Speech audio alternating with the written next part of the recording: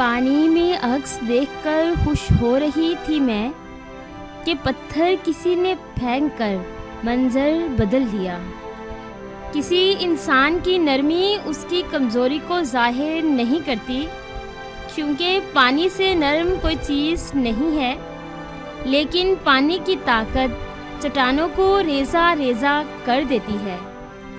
تم پانی جیسے بنو جو اپنا راستہ خود بناتا ہے، پتھر جیسے نہ بنو جو دوسروں کا راستہ بھی روک لیتا ہے۔ وہ کہتے ہیں پتھر دل رویا نہیں کرتے، انہیں کیا خبر پانی کے چشمے پتھروں سے نکلتے ہیں۔ پانی دریا میں ہو یا آنکھوں میں، گہرائی اور راز دونوں میں ہوتے ہیں۔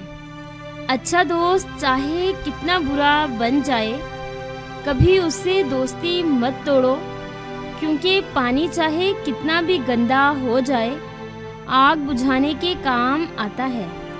جب بکھرے گا تیری رخسار پہ تیری آنکھ کا پانی، تجھے احساس تب ہوگا کہ محبت کس کو کہتے ہیں۔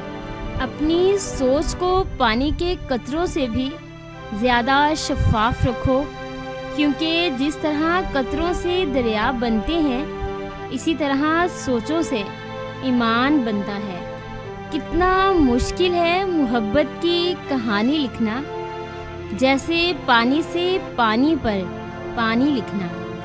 اچھے کے ساتھ اچھے رہو، لیکن برے کے لیے برے مت بنو، کیونکہ تم پانی سے خون صاف کر سکتے ہو، پر خون سے خون نہیں۔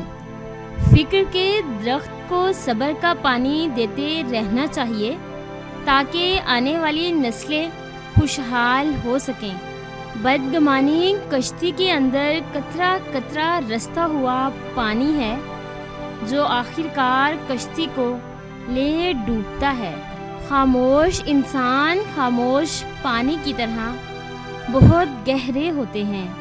کوشش کرو کہ تم دنیا میں رہو، دنیا تم میں نہ رہے، کیونکہ کشتی جب تک پانی میں رہتی ہے خوب تیرتی ہے، لیکن جب پانی کشتی میں آ جاتا ہے تو وہ ڈوب جاتی ہے۔